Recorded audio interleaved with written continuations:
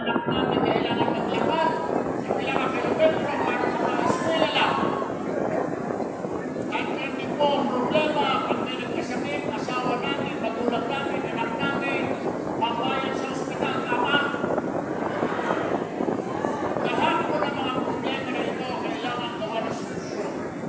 Ginagawa po na solusyon naman ng gobyerno na kulang pa. Kinahangla ng tabang ng gobyerno, ang tabang ng mga senador. Yan po ang aking gagawin at ako po ay kinuha ninyo, tinanggap ninyo bilang senador ngayong Mayo. At may papangako ko lamang sa inyo Davao del Norte, magkatrabaho po tayo para po sa inyo. Gagawin ko po lahat dahil kailangan po ninyo ng kakampi sa Senado. Meron lang po kayong kakampi. Dagdagan nyo ba ng isa ng Davao Oriental din? Pwede po ba?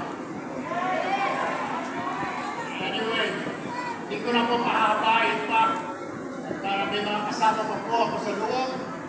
Maraming salamat Tanghang, salamat Davao Oriental. Davao del Norte. Sorry. Davao del Norte. Thank you talaga. Kanina, dito niya sa airport, hanggang diri sa Carmen, ang mga tao nag-motorcade me, very warm welcome. Tanghang, salamat tayo. Thank you very much.